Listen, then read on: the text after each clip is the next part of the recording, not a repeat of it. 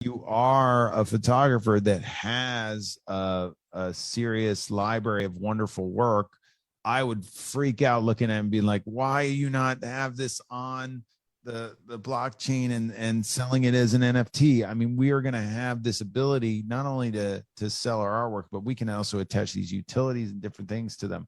I think it's very valuable. So I think these shebangers things are going to be valuable because I'm going to be attaching things to them. They're one of a kind things.